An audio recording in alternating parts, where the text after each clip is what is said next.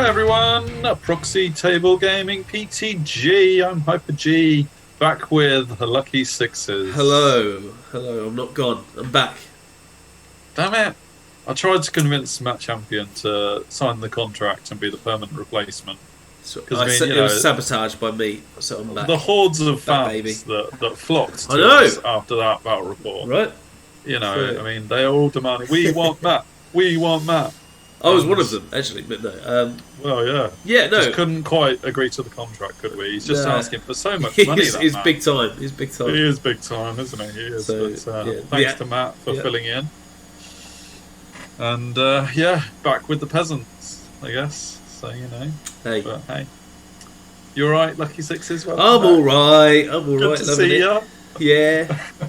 I'm excited to finish our team tournament off. Absolutely, yeah. And having sort of been placed in the lower mid-table sort of reaches, we actually drew up with a team that was rocking some new players, actually.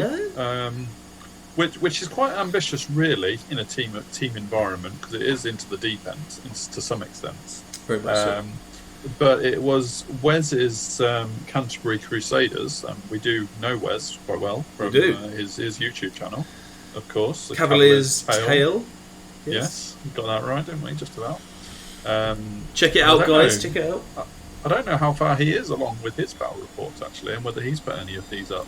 No, on his channel. Behind, I think. Is he? That's fair enough. So I mean, you may even see his battle report in this round, because he drew up against Paul of our team in this round. Obviously, Paul said green matchups for everyone. That's normal. You know, that was pretty standard for Paul throughout. And I won't spoil yet that result, but we will eventually. So you know. Yeah. But yes, we'll give you a warning. We'll give you a fair warning if you want to go back. Yeah. Just mute yourself for 10 seconds while we spoil the Wes versus Paul result. Yeah.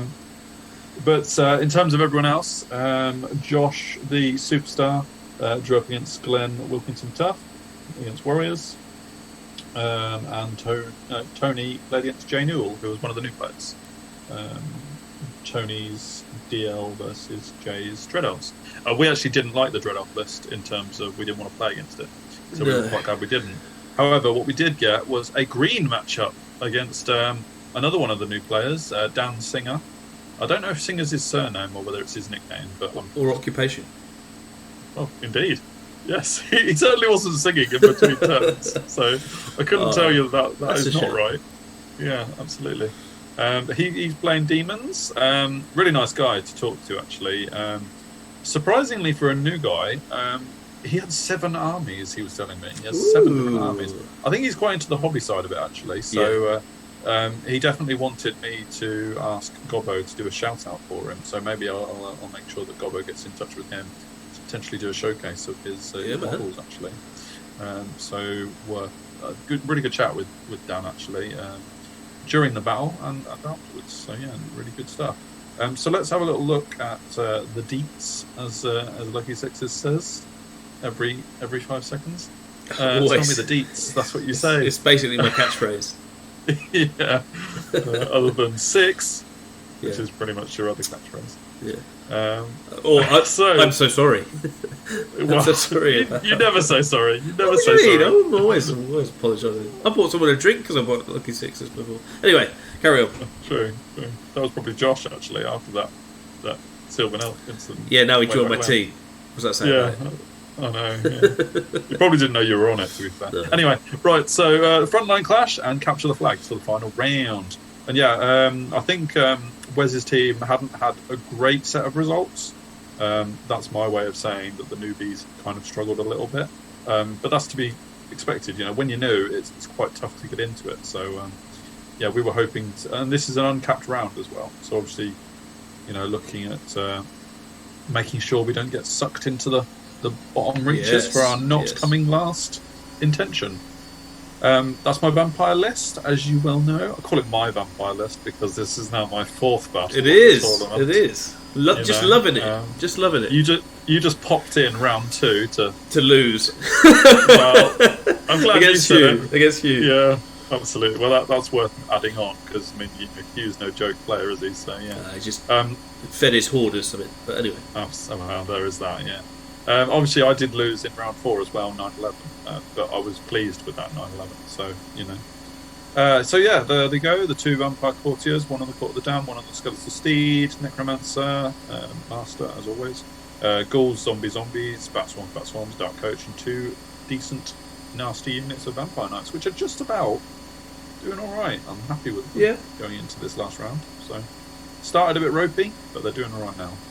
So Dan's demon list, courtesan of Sibaresh. I didn't know what any of this stuff did. You know, I'm just going to say it now. You know, I still don't really. Harbinger of Father Chaos. Not a BSB actually, but you know, I guess just adept support really. Yeah, a bit of magic. Yeah, exactly. Yeah. Although there was the courtesan was an adept divination as well. In the core, you got 20 myrmidons, 12 succubi, 10 succubi, and then 10 eidolons. No. Eidolons, like FF9. Yeah, fair enough. Hashtag Jordan. 5 hoarders. Hoarders. Oh my goodness. So I immediately put this down as red. But you went, no, hoarders. Just because they're in the list doesn't mean it's red. Okay, yeah, sure. Yeah. I convinced you. Yes. 3 brazen beasts, Hope Harvester, and 2 lots of 5 hellhounds. So essentially, bit of everything list. Apart from the courtesan, there was a lot of movement. Yeah, we were kind of happy with everything. The quite happy with this. Eidolon's mainly good against the Cav because anything 1, 2, 3 armor wise fails. Yes, but if we can get them early, or if we can stay out of their range because they're quite short range, we should be all right. Yeah. I mean, we did put it down as a green matchup because we kind of thought we could pick it apart, basically, didn't we? That's the plan. Yeah, man. So let's see how we go. I said top right, didn't I? And that's when the flipping courtesan is. Can't believe it. I did say top right or top left. Well, that was wrong, wasn't it? That was a wrong instruction because that suggested both were okay. Anyway. Well, move us, damn it. Right, so we'll go for... I think I dropped for second turn. And the Eidolon's scout. So I haven't done the same mistake I did in a previous battle, where I've left the flank of the Vampire Knights to be outflanked. They scouted. I didn't know they were going there. And there's that. We got the Eidolons on the left-hand side. Got Hellhounds in front of Hoarders. You got his Burning Wheel Harbinger, which I've not seen a Burning Wheel in action, but that's cool. The 2 units of Succubi sitting back at the moment. It is Capture the Flags, which obviously got to be a little bit careful with your scoring units. The Myrmidons in the middle, the Brazen Beasts, and then the Courtesan of Sibaresh on the right-hand side. For me, it's kind of a very standard setup, really. Unit of Vampire Knights on each flank, zombies the other side of the ghouls, bats out front, and Dark Coach zoning whatever side I feel like zoning, really. I feel like I like this list. I know this is the 4th battle I've done with it. Very symmetrical. Yeah, it's nice. It's the kind of list that you can drop for second and then just see what happens. So sure. Right, Vanguard. The Burning Wheel comes forward. I think that's all that is. Well, either that or everything Vanguarded back. Yeah, there is that. Which should be cool. Yeah. And then into Singers. I'm going to say Dan. It's Dan. Dan, not Dan Singer. Singer's Dan. Dan. Dan's turn 1. Moved up a bit. Not too aggressively. You got the Eidolons, who obviously you've said are good against cavalry, and then on the side of the Vampire Knights. Couldn't really do a lot about that because scout, but sure. Just need to bear that in mind. I've got the reroll on the charge for the Vampire Knights if they come within range. So, other than that, just a small move forward towards me.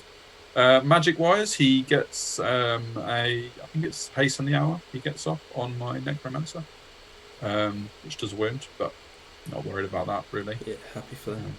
That's nothing to be too scared about when you've got a rise. And I think I had 3 arises in this one.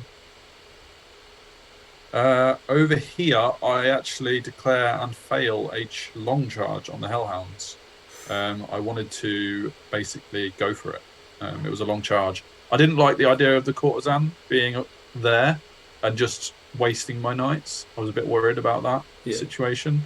I think the courtesan probably could just pick apart the knights slowly. I think so. Probably it wouldn't be a great exchange, and there's not a great chance that the knights would actually survive long enough to make that an even points exchange. Yeah. Then the demon would probably have a chance to do more afterwards. So I thought, get them into the Hellhounds, blow through them, and start clearing out Suckerby in the backfield. Sure. Was the plan. Didn't make it, failed the charge, so that was a shame, but it was long anyway. So. And so this is my turn one. Moved the Vampire Knights off the hill. I decided to ignore the Eidolons, basically. Yeah, fair enough. And hope they didn't kill me too much with shooting. They're low. I think they're low AP, but you do have to re-roll your 1s, 2s, and 3s. Is that right? No, fail it's just you just fail 1, 2, and 3s. Yeah, and I think I was just passing on 4 up, so fair enough. It wasn't. I thought I'll just. That's all you have to do, really. Yeah, take the fight to him. Yeah. Really. So in Magic, I get a Pentagram of Pain off to kill a Hellhound, which was a kind of a way just to try and get dice out. Failed. Dan saw that coming, but I killed a Hellhound, so I can't argue too much. And he dispelled Touch of the Reaper on the what's it called? The Blazing Glory? Is that what it's? What's the shooting one? Hope Harvester. One in the middle. Hope Harvester, that one, yeah. So he dispelled Touch of the Reaper, which was what I wanted to actually get off. So into Dan's turn 2, and he moves forward on the right hand side. Interesting. Yeah, interestingly with this one, he didn't just move his demon forward, he actually moved his Hellhounds forward. And on initially seeing that, I was quite pleased with that, to be honest, because they were my initial target to blow through anyway. And the fact that the Vampire Knights have actually still got a charge on them, and there's no counter for that demon to charge into the Vampire Knights. I guess afterwards. That's the thing, is that he's chaffing you with the Hellhounds, which is, I guess, what you want to get. But once you go into them, your Vampire Knights kind of free, so yeah. Yeah, I think what Dan was trying to do was to maximise the benefits of the courtesan having bonuses to flank attacks and rear attacks and all that sort of stuff. Yeah. Unfortunately for him, of course, my knights are not going to be staying there much longer. They're going to full on take that charge and just get away from the demon, really, is the plan. Absolutely. On the left-hand side, he does a similar move with the other Hellhounds and sort of speed bumps my Vampire Knights. The only issue with that for him is he hasn't got a great counter charge. So likelihood is I'm probably going to take the Hellhounds again. Yeah. As good as the Hoarders are, they're not a massive movement, are they? I think they move 5, 6. Yeah, something like that. And I think as well as that, to be fair, as you well know, they have AP 0. So what a Vampire Knight's got to fear from Hoarders, right? Exactly. All battle, especially in the build-up in turns 1 and 2, I was just thinking, how did Lucky Sixes lose Vampire Knights to Hoarders? It can't happen again. It can't. So I couldn't play this battle being scared of Hoarders. No. I mean, there's very many reasons to be scared of Hoarders, but not with a 1-up armor slave unit. Surely. In Magic and shooting, kills a few ghouls, gets another wound on the Necro, which I'd obviously healed the last turn. You can see the zombie units have grown a bit as well. And he also manages to kill a single Vampire Knight with the Eidolons, which is fine. Doesn't really stop me from charging the Hellhounds. So there's that. He also gets, what is number 3? Divination. Is that Scrying? Yeah, I think he got Scrying on the Hellhounds on the right. Is it? Yeah, and Distracting. And also the Guiding Light to give them bonuses to their discipline. Fair enough. So those Hellhounds are going to be a little bit tougher to deal with, but it won't stop me charging them, especially as an alternative to sticking around for a demon charge. Sure, yeah. Indeed, I do take the charges on both the Hellhounds. I'm very happy to be going for those.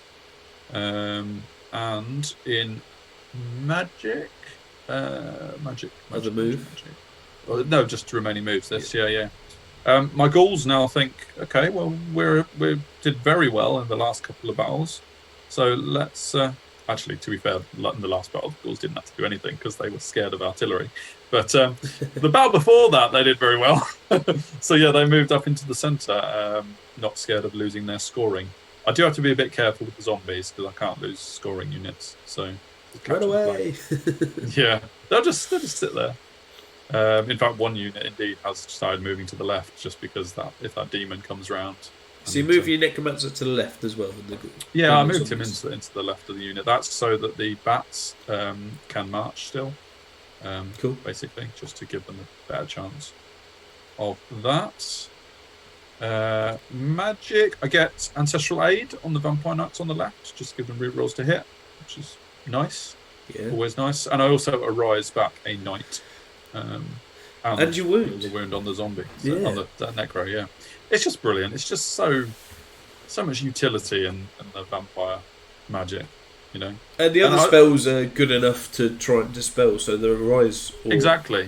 Yeah, he had to dispel Touch the Reaper again. Yeah. And, you know, or Hasten the Hour or both.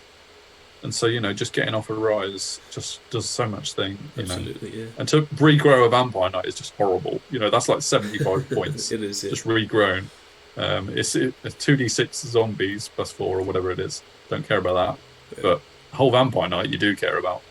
So over here, surprisingly, the scrying actually came into quite a lot of effect, and I didn't manage to get through the Hellhounds. And because of Guiding Light, they actually passed their discipline test as well. So I'm held there, but that's kind of where Dan's not giving the demon a chance to counter it really comes into effect, unfortunately, because my Vampire Knights are very much held there for his turn 3, but he can't countercharge them with anything. So, and the other Hellhounds just blow up. So my re-rolling to hit. See you later. Oh yeah, it's like the opposite, isn't it? Re-rolling rather than distracting. Yeah. So going into Dan's turn 3, and the Hoarders charge. What? Oh no! Oh no! It's Hoarders. It's turn off now, folks. We've lost the game. Game over, isn't it? It's game over. I mean, you know, that 1-up armor save ain't going to hold up. So they charge you this time instead of you. They charge us me, charging them. Yeah. And there's more of them. There's more of them. This is a nightmare. This is worse than the last time. Absolutely, happened, you're screwed. We're only strength 5. I mean, what are we going to do? Oh, yeah. Exactly, 0-20. Sorry, folks. This is Lay it. down. This is it. However, so yeah, his demon on the right moves to now be able to charge the rear of the Vampire Knights. I'm very much hoping I can get those Knights out of there, and the Hellhound won't survive much longer. Yeah. And I really should, because I mean, you know, there's still quite a lot of attacks on that Hellhound. He moves his Eidolons up a little bit on the left-hand side, but now the Vampire Knights are in combat, so I don't care if they start shooting bats. Yeah, and that's pretty much all they can do. Even if they start shooting zombies, it's not a problem. His Brazen Beasts, I think his Brazen Beasts actually failed a very long charge into the Vampire Knights on the right.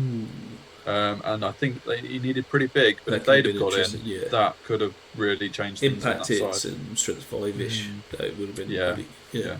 I mean, it definitely holds my Vampire Knights in place long enough for the demon to get in eventually. Yeah. So that was very handy that they failed that. It was very long, but with Swiss Stride, you know, there's always a chance. So it wasn't like I was threatening any counter charge to him not declaring that. So yeah, man. Worth going for.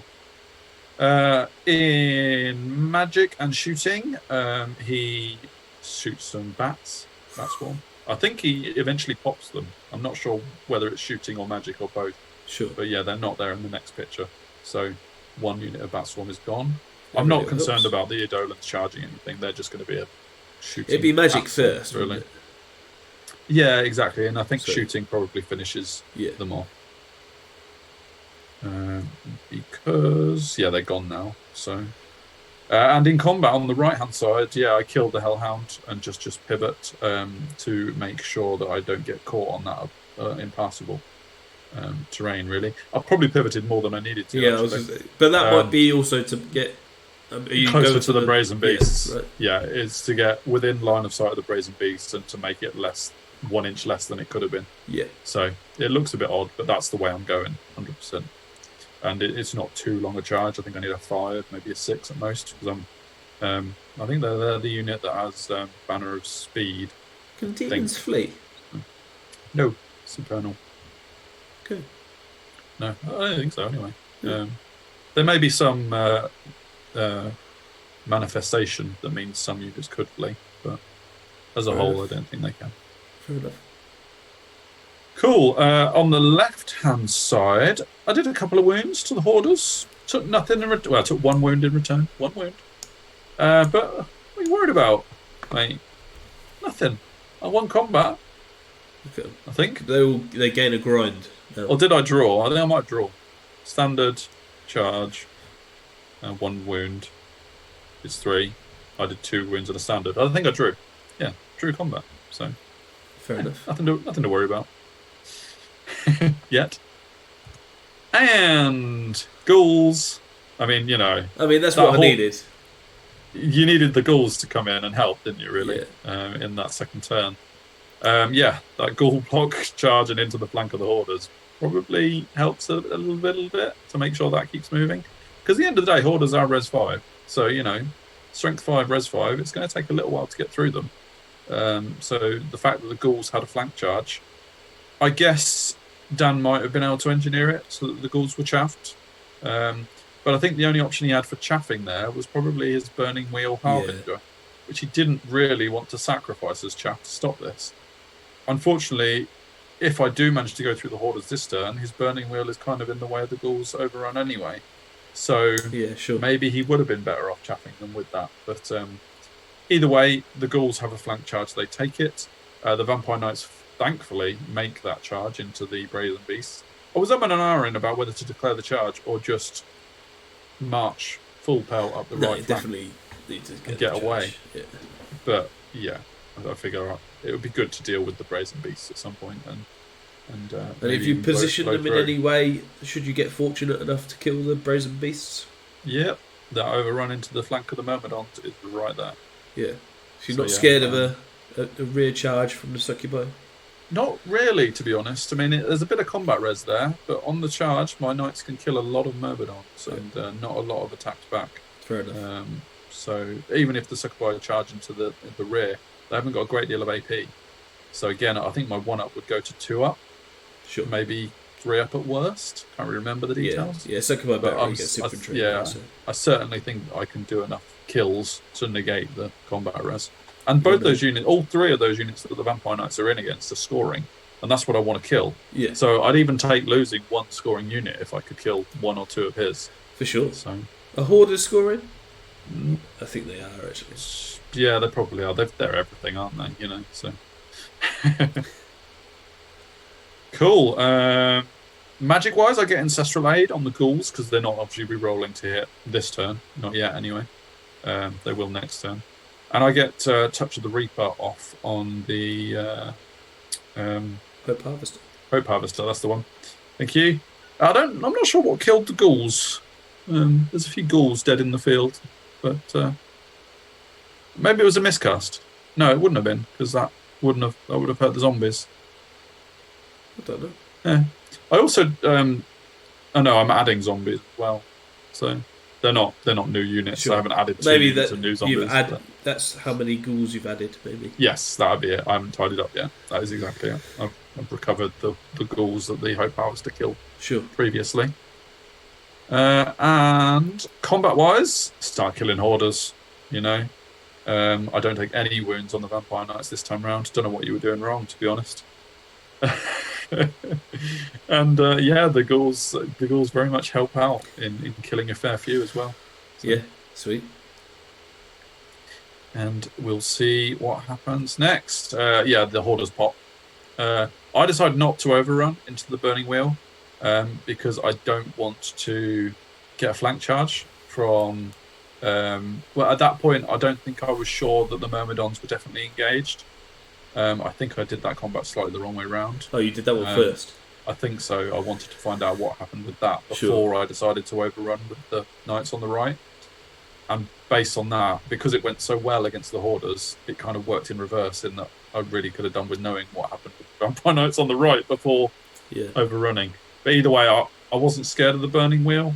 It was no more than a character on a movable wheel. You got a champion if it gets exactly. I didn't mind if it charged the knights or even the ghouls. My courtier can take on the harbinger if it wants to. Yeah. The main thing was to avoid the flank charge from any number of demon units, really. And so I am turning to face the middle, and at this point, with the vampire knights being successful against the brazen beasts, 2-0 up and scoring units. So that is a great start. Do you choose to overrun or just stay there? I do choose to overrun, and I get in. Ooh, so yes, it's looking nice for me at the moment. Really nice. There wasn't a great deal that Dan could do at this point to stop the charge or the rampage of what the vampires were doing at this point. Things had fallen really nicely for me. You got character in there as well, so. Yeah, exactly. So we do go into Dan's turn 4, I think. Oh, is it 3? I think it's turn 4. I've got 3 on the side, but it's going into 4. Yeah, top of the 4th. Yeah, top of the 4th. He does take the rear charge with the Succubi. I think he had to, really, just to see if he could do anything with the Vampire Knights. He's already down on the objective, so it's not like he can just sit back and not do anything. The Demon is now kind of left flapping in the wind on the right-hand side now. The Knights have just gone so far away that he can't even declare a long charge. And so we just have to move up. And I'm delighted by that. That Demon's really not a threat. This is turn 4. Even if turn 5 and 6 he does something, it's a result for me. And he charges his Succubi into the front of the ghouls. I think at this point, Dan was kind of like, this one's gone beyond me. It's nice to see the things as well. See what. Give it a try. Give it a try, yeah, exactly. Infantry is Succubi's pièce de résistance as well. So. Exactly, they can do a bit of hurt to the ghouls. Of course, the counters to that is that this infantry, ghouls, they don't care if they die because they just come back and they hurt anyway. So, shooting does kill another vampire knight on the left-hand side with a bit of magic, I think, as well. But Dan gets a low magic card, which is a bit of a shame. Didn't really do too much about that. Let's see. I've tied up my units now as well. Good me. There you go. That's killing a vampire knight. So that's that. I think he's actually got spectral blades on his Succubi as well. At number 1 next to them. Okay, yeah. So re-rolling to wound, which is nice. Obviously, lethal strike wouldn't help too much, but. Oh no, this is shooting. Yeah, the Eidolon's actually finally wound. A lot of the time I wasn't having to roll armor saves because he was rolling pretty badly on his wounding rolls. But now I finally have to roll some armor saves and I actually lose some. So there's that. Looking at the way he's put his Succubi, I actually think he probably should have moved them over a bit so there wasn't a counter charge with the Vampire Knights. He should anyway because of maximising. Yeah, exactly. He has to go over them more anyway. So but I think at this point we weren't too worried. Yeah. Because they get deleted. They honestly get deleted. I mean, they have killed a back rank of ghouls. The court does a lot there. Yes, the court does a decent bit of work on that one. But, yeah, ghouls doing well. And man, this was heavy. I mean, I've got another screenshot coming, which kind of explains a bit of what happened here. But that's a lot of kills. Those Vampire Knights with 19 attacks. I think it was 19. I've actually lost one Vampire Knight previously, so maybe it's less than that. But the courtier is helping as well. Even the horses got in the act. I was rolling so nicely here. Yeah. And it was kind of a bit embarrassing because, like I say, Dan couldn't do a lot about this at this stage. And my dice were seriously punishing. 6 to the back as well. I know. Yeah.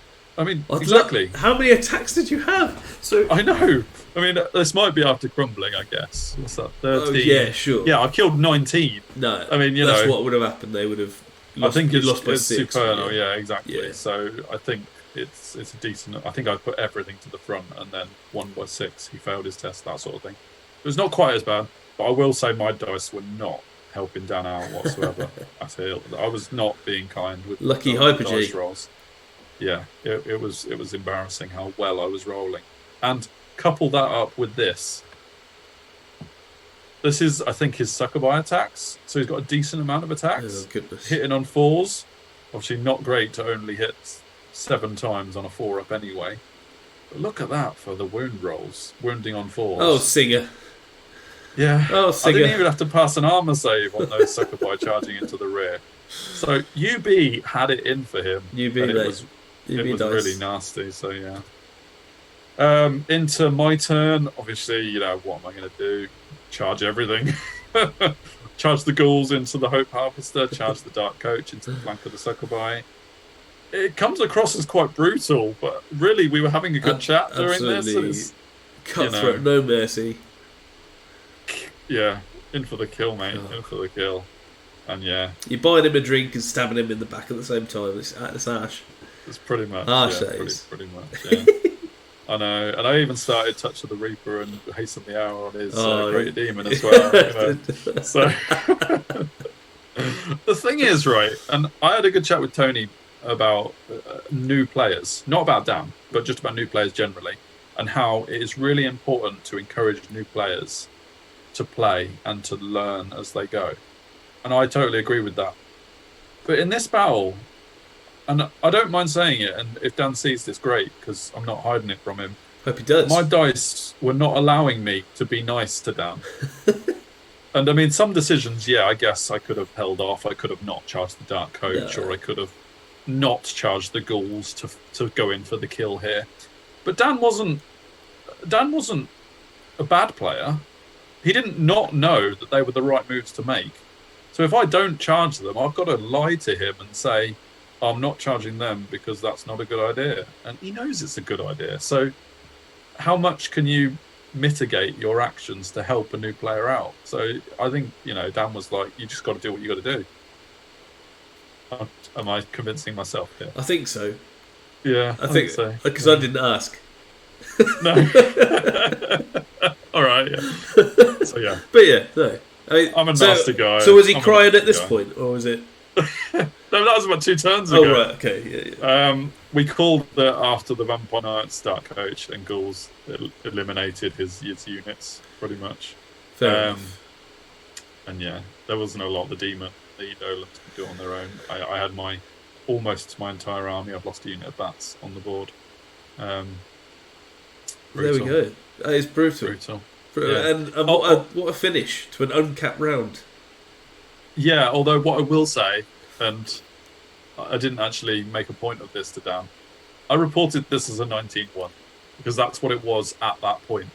There we go. But I mean, Dan conceded at the end of turn 4, which technically should have made it a 20-0, but I'm not nasty, really. Right. I'm a nice guy, really. Yeah, right. So I reported it as a 19-1. Oh, very good. It was at state of play.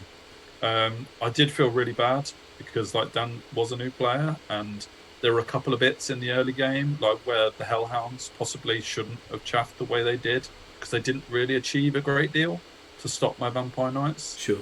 And the positioning of the Greater Demon. A few learning curves, and I think we chatted about those and Dan said he is learning as he goes, which obviously is fine. Everyone needs to do that. So yeah, it was a very good finish for the vampires, and I thoroughly enjoyed this list and this tournament playing. Yeah. And I played in 4 of them, obviously, and it was kind of my vampire list as opposed to your usual one. That is a take on mine, I think. I think the one thing we spoke about before this tournament was how good the court was and how. Yes. And obviously my old list didn't have it, and I think the sacrifice you've done is the characters, the Killy characters. Because I obviously have Killian. But how much the Court of the Damned brings to the rest of the stuff. So yeah. Maybe we need a vampire off at some point. We do. That'd be nullified. The core's the same. Cool. So in terms of the rest of the team, Paul all green matchups. Godbold 120-0. Here we go. So he wasn't lying about his green matchup. Right. He actually managed to defeat Wes. No spoiler for the channel. We said we were going to move on. We said we were going to warn him, didn't we? Yeah. We could edit it in. Nah. No. Right. Josh won 13-7 against Glenn's Warriors. Tony had a good 10-10 draw with Jay, the other new player. So Tony was a nice guy to the new Absolutely. players. He did what he was going to say. What he said he was going to do. Yeah, he did. To be fair, I don't think Tony had much of a choice about how that ended either. But, there you go. So good game, Canterbury Crusaders. It does mean we achieve our objective of not finishing last, which is great. For the first time in a team tournament. Exactly, yes. Yes, in our second attempt we achieve our objective. So, whoop-de-doo. And that means our final placement was 10. Yeah. Out of 18. Out of 18, actually. so mid-table. So, yeah, decent. Kind of. I'll take mid. Second. I mean, we did draw. We were on the same points as Team Por Favor. Team Por Favor, yeah, exactly. Yeah. We're higher than any fantasy. Paired weapons guys or anything like that. So is that true? Is it? Yeah, it's the only thing I looked at the table. So to see where Matake ended up. Sure. Yeah. Absolutely. Good. I didn't realise that. Nice. Yeah. No. Let's say 10th out of 18 is very, very good. Very good. And, yeah, it's very decent. Yeah, especially when one of us loses round 2 pretty heavily to Horde. Pretty heavily to, a chump, right? Yeah, exactly. Who battered me, battered the hell out of me. So thanks to Tony for captaining us in that tournament. Really enjoyable. Hopefully we'll do another team tournament in the future. Absolutely. I think it worked quite well with me and you sort of sharing it. Because it meant we could be available for all of our rounds, which is very difficult to do when you're... like there was some weeks where I was available for different days and you were. We sort of pitched them and just so happened to choose yours. Or we let our opponent choose any day that they wanted, because that way there was no hassle. One of us could always play it. So it worked quite well. Yeah, it was quite nice. But obviously, I think that was a one-off sort of thing. Absolutely, yeah. That they let us do. So thank you very much for that. And absolutely. It was a really good tournament. Really good to be a part of everyone. And thanks very much. Yeah, great. We'll sign off there. I think in terms of what we're up to next, you've got a Warhol battle coming. I do. In fact, with Mr. Jack Chapman. Very funky. He's rocking the vampires with a very funky vampire list. I'm excited to show it off, even though I've played against it. So, so it's a really, really cool list, and I'll be doing the highballs, getting them out for a Warhol. That's getting them off the shelf finally. Yeah, right. Everyone's delighted.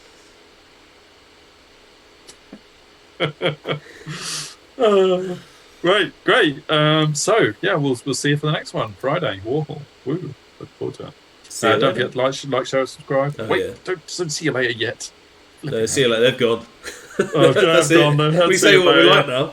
Subscribe, like, comment. Yeah, do all that. Twitter. All that jazz. Cool. Bye. Bye. Oh.